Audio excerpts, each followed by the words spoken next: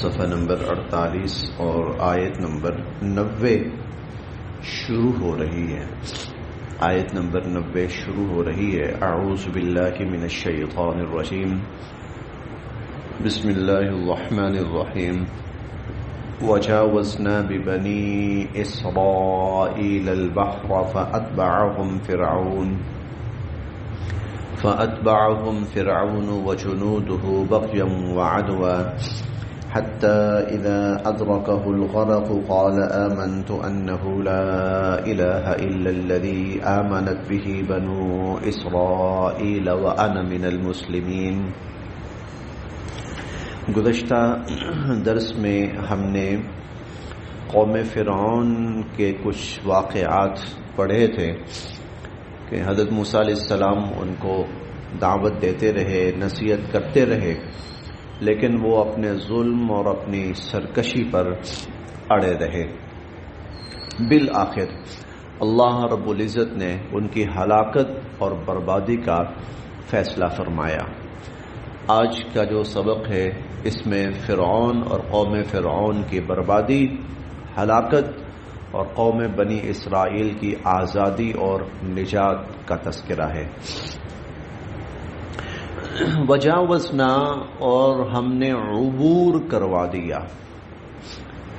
وجاوزنا اور ہم نے عبور کروا دیا ببنی اسرائیل، بنی اسرائیل کو، البحر دریا، بنی اسرائیل کو ہم نے دریا عبور کروا دیا. فَأَتْبَعَهُمْ اور ان کے پیچھے آیا، ان کے تعاقب میں آیا، فرعون، فرعون، وجنودہ اور اس کی فوجیں. فرعون اور اس کی فوجیں ان کے تعاقب میں آئیں، بغیاً سرکشی کرتے ہوئے، وعدوا اور دشمنی کا مظاہرہ کرتے ہوئے، دشمنی اور سرکشی کا اور ظلم کا مظاہرہ کرتے ہوئے ان کے پیچھے آئے. حتی یہاں تک کہ اذا جب ادرکہ آ پکڑا اس فرعون کو الغرق ڈوبنے نے. حتی اذا ادرکہ الغرق یہاں تک کہ جب فرعون ڈوبنے لگا. پیچھے ہم نے تھوڑا سا تفصیل سے یہ واقعہ پڑھا ہے کہ موسیٰ علیہ السلام جب بحر قلزم پہ پہنچے تو اللہ تعالیٰ نے فرمایا کہ لاٹھی ماری ہے. موسیٰ علیہ السلام نے لاٹھی ماری تو وہاں 12 راستے بن گئے. 12 راستے بن گئے تو موسیٰ علیہ السلام اپنی قوم بنی اسرائیل کو لے کر ان راستوں پہ چل پڑے. فی الحال اتنا سوچنے کا ٹائم نہیں کہ یہ کیا ہوا ہے، کیسے ہوا ہے.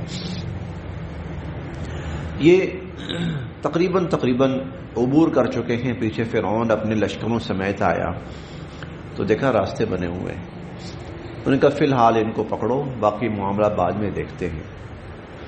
اب فرعون کا لشکر جب بالکل درمیان میں آیا تو اللہ رب العزت نے پانی کو حکم فرمایا اور پانی یوں آ کر مل گیا.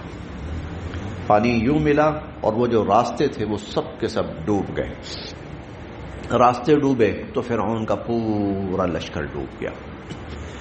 فرعون کا پورا لشکر ڈوبا تو فرعون بھی ظاہر ہے ڈوبا، اس میں غرق ہونے لگا. اس وقت جب وہ ڈوب رہا ہے، ذرا تھوڑی دیر کے لیے منظر کو سامنے رکھیے گا. ایک شور شرابہ، افراتفری ہے، چیخو پکار ہے. اس وقت نہیں پتہ لگتا کون سا وزیر، کون سا مشیر، کون سی فوج. اور تقریباً 6 لاکھ کے قریب فوج تھی فرعون کی جو پیچھے لگی ہے، جو ڈوب رہی ہے. کس کے پاس سواری ہے، کس کے پاس بچاؤ کا سامان ہے، کون ہے، کیسا ہے، کس کا ہاتھ اوپر ہے، کس کی ٹانگ اوپر ہے، کون ہاتھ مار رہا ہے، کیا اس وقت سمجھ آتی ہے. لیکن اللہ رب العزت علم کامل رکھنے والے، ہر ایک کو دیکھنے والے، سننے والے، سب کچھ اللہ کی نظر کے سامنے اس وقت ڈوبتے ہوئے فرعون کی کیفیت کیا تھی، اس کی زبان پہ کلمات کیا تھے، اور وہ کیا التجائیں اور کیا منتیں کر رہا تھا. اللہ تعالیٰ نے وہ منظر بھی بیان کیا، اللہ تعالیٰ نے اس کی زبان سے نکلنے والے الفاظ بھی ادا کیے، اور پھر اس کو جو پیغام دیا وہ بھی بیان فرمایا. وہ ہم 28ویں پارے میں پڑھیں گے، وہاں آتا ہے قد سمع اللہ قول التی تجادلک فی زوجہا. ایک عورت حضور علیہ الصلوۃ والسلام سے آ کر کسی معاملے پہ تھوڑی سی ذرا بحث کر رہی تھی. حضرت عائشہ رضی اللہ عنہا فرماتی ہیں کہ میں اندر بیٹھی تھی اور حضور علیہ الصلوۃ والسلام باہر تھے. وہ عورت بھی میرے سامنے ہے، بوڑھی اماں خولہ بنت ثعلب، اور حضور علیہ الصلوۃ والسلام بھی، لیکن تھوڑے سے فاصلے پر ہیں، مجھے آواز نہیں سنائی دے رہی، کچھ بھن بھناہٹ سی ہے، کچھ باتیں سی ہو رہی ہیں. کہتی میں یہ بیٹھی ہوں، میں نہیں سن رہی، اور اللہ رب العزت نے آسمان سے وحی نازل فرمائی کہ اللہ سن رہا تھا. دنیا کو نہیں پتا تھا اس وقت فرعون پہ کیا بیت رہی ہے. اس کے وزراء کو اپنی جان کی پڑی تھی، اس کی فوج اپنی جان کی کو پڑی ہوئی تھی، کون بچتا ہے کون مرتا ہے. ایک اللہ رب العزت کی ذات سب کو دیکھ رہے ہیں، اور خاص طور پر اس شخص کو فوکس کیا کہ جو ان کا سب کا بڑا تھا، وہ جو کہتا تھا انا ربکم الاعلی. تجھے بتاتا ہوں کیا کون ہوتا ہے رب اعلی کون ہے. ہم کہتے ہیں نا سبحان ربی الاعلی، ہاں، تو اللہ تعالیٰ فرماتے ہیں اب میں تمہیں بتاتا ہوں. پھر کیا ہوا؟ حتی یہاں تک کہ اذا ادرکہ الغرق، جب وہ ڈوبنے لگا، قال، کہنے لگا، آمنت، میں ایمان لایا، انہو، کہ بے شک، لا الہ، نہیں ہے کوئی معبود، الا، سوائے اس کے، الذی آمنت بہ، جس پر ایمان لائے بنو اسرائیل، بنی اسرائیل، جس اللہ پر بنی اسرائیل ایمان لائے، میں بھی اسی اللہ پر ایمان لاتا ہوں. وَأَنَا، اور میں، من المسلمین، فرما برداروں میں سے بنتا ہوں، اور میں فرما برداری کا اعلان اور اظہار کرتا ہوں.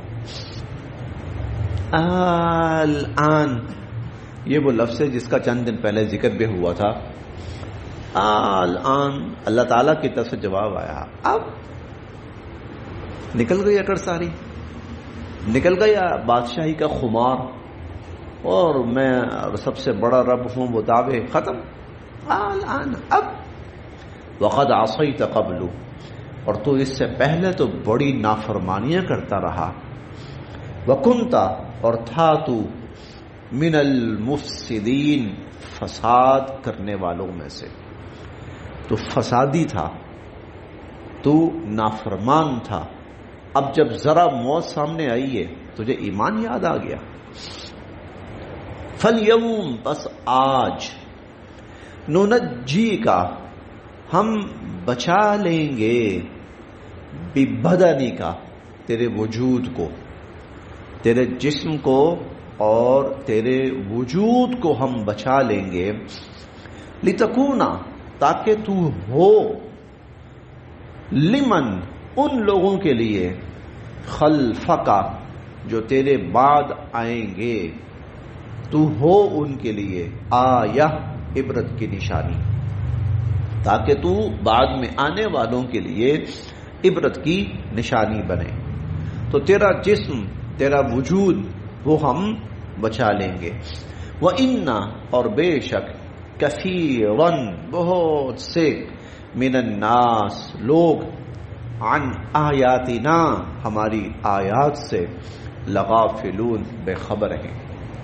ہماری قدرت کی نشانیوں سے بہت سے لوگ بے خبر ہیں.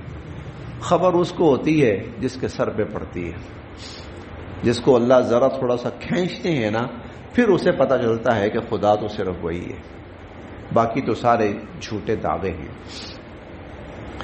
آج بھی جو فرعون ہے اس کا وجود قاہرہ کے عجائب گھر کے اندر موجود ہے، آج بھی موجود ہے عبرت کے لیے، کیونکہ اللہ کا وعدہ ہے تیرے وجود کو ہم بچائیں گے۔ کو دنیا کو بہت عرصے کے بعد پتہ چلا یہ وہ فرعون ہے کہ جس کا اللہ رب العزت نے قرآن کریم میں ذکر فرمایا اور وعدہ فرمایا کہ تیرا وجود ہم باقی رکھیں گے۔ جس وقت قرآن نازل ہوا اس وقت اس کا وجود فرعون کی حیثیت سے معروف نہیں تھا، پھر تحقیق ہوئی اس پر کہ اللہ پاک نے اگر یہ ذکر فرمایا ہے تو کہاں ہے وہ، پھر تحقیق جب ہوئی تو پھر اس کا وجود دریافت ہو گیا، کیونکہ جو تھے اہل مصر جو تھے یہ بڑی عجیب صفات کے حامل لوگ تھے، اہل مصر بہت عجیب صفات کے حامل لوگ تھے، بڑی صلاحیتوں کے حامل لوگ تھے۔ آپ شروع سے دیکھیں، آپ کو یہ مصر جو تھا نا، مصر کا جو علاقہ ہے، آپ کو یہ کشمکش کا علاقہ نظر آئے گا۔ حضرت موسیٰ علیہ السلام بھی آپ کو یہی نظر آئیں گے، حضرت ابراہیم علیہ السلام بھی آپ کو یہاں نظر آئیں گے، اس سے پہلے کے انبیاء علیہ السلام بھی آپ کو یہاں نظر آئیں گے۔ حضرت یوسف علیہ السلام کا تو پایہ تخت اور سارا مسکن یہی رہا ہے۔ بنی اسرائیل طویل عرصہ یہاں رہے ہیں، اور حضور علیہ الصلوۃ والسلام جب تشریف لائے تو مسلمانوں نے مصر فتح کیا، پھر یہ عرب خطہ شمار ہونے لگا، حالانکہ یہ افریقہ کا حصہ ہے۔ مصری جو ہیں وہ افریقی کہلاتے ہیں، پیور عرب نہیں ہے وہ، لیکن ان کا رسم الخط، ان کا لہجہ، ان کا انداز وہ سب تبدیل ہوا۔ آج ان کی زبان بھی عربی ہے، وہ تھوڑی سی فرق ہے، ان کی زبان جو ہے نا اہل عرب سے تھوڑی سی مختلف ضرور ہے۔ تو یہ جو خطہ ہے یہ کچھ خاص وہ رکھتا ہے، تاریخ رکھتا ہے، زمانہ دراز سے، عرصہ دراز سے، ہزارہ سال سے۔ تو ان میں سے ایک ان کی صفت یہ بھی تھی کہ وہ اپنے مردوں کو ایسے کیمیکلز لگاتے تھے اس زمانے کے اعتبار سے کہ مرنے کے بعد بھی ان کے وجود محفوظ رہتے تھے۔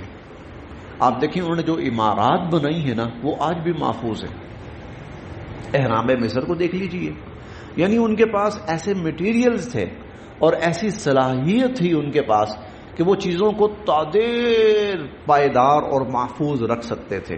عمارات بھی انہوں نے بنائی ایسی، اور جو مر جاتے تھے لوگ ان کے اوپر بھی ایسے کوئی کیمیکل جسے کہتے ہیں نا حنوط کر دینا، تو وہ ایسے کچھ کیمیکل لگاتے تھے، ادویات لگاتے تھے۔ بعد میں جب تحقیق ہوئی تو پتہ چلا کہ یہ شخص فرعون ہے جس کا قرآن کریم نے ذکر کیا ہے، اور اب دنیا میں وہ بالکل اسی اپنی شناخت کے ساتھ موجود ہے۔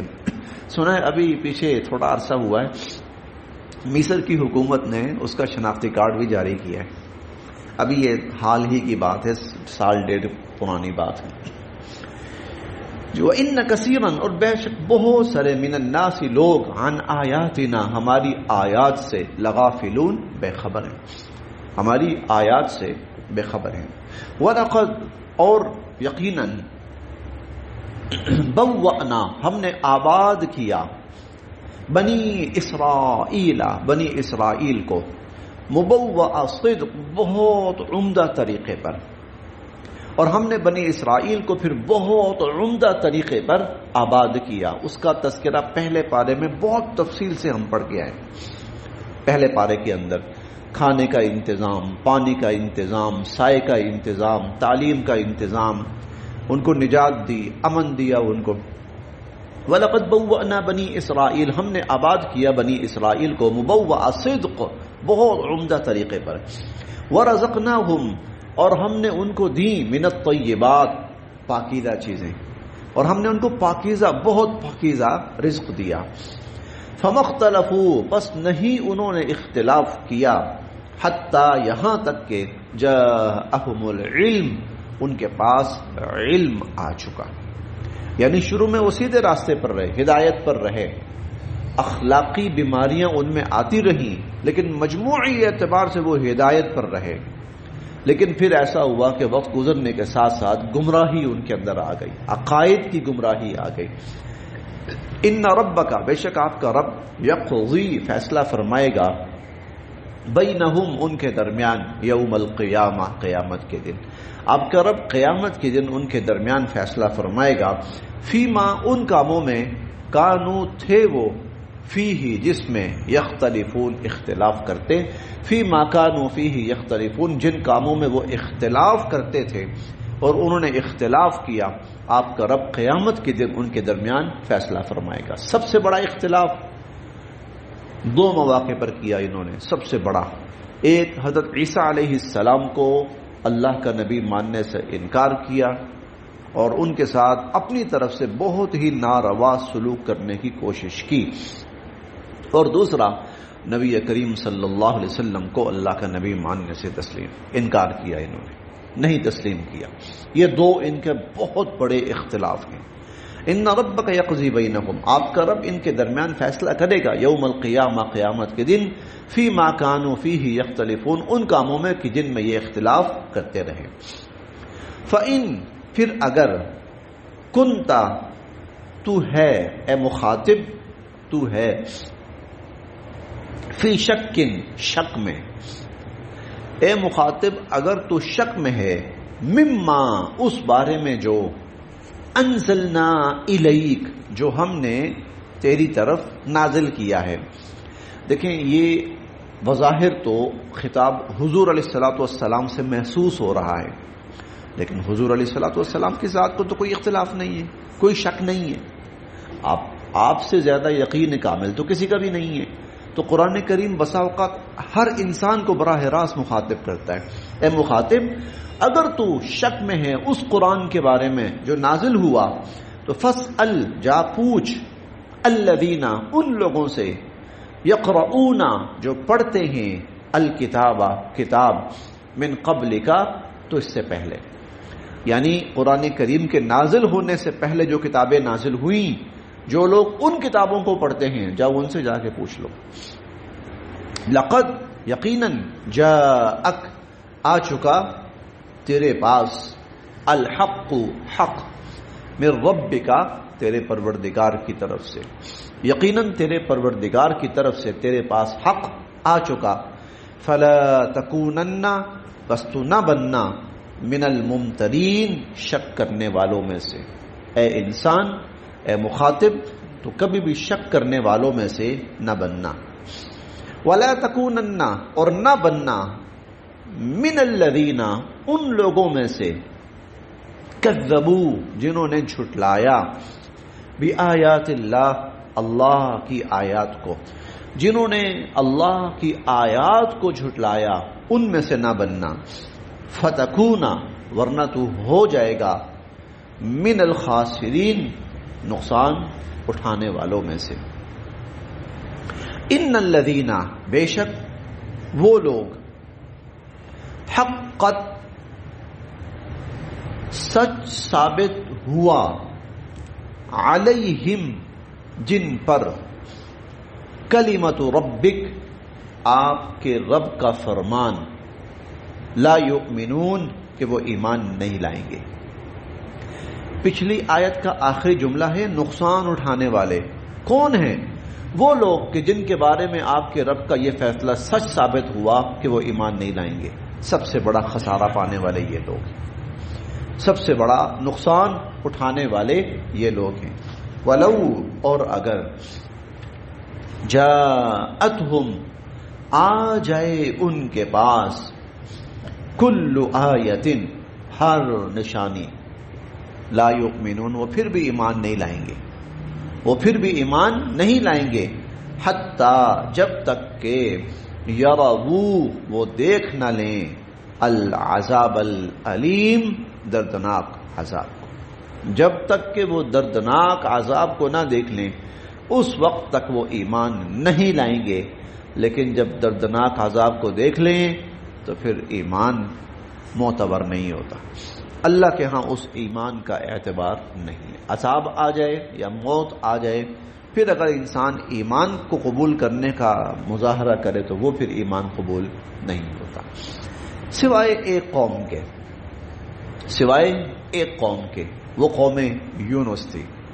ان کے ساتھ اللہ تعالیٰ نے کو تھوڑا سا مختلف معاملہ فرمایا، وہ انشاءاللہ پھر ہم اگلے سبق میں پڑھیں گے. بس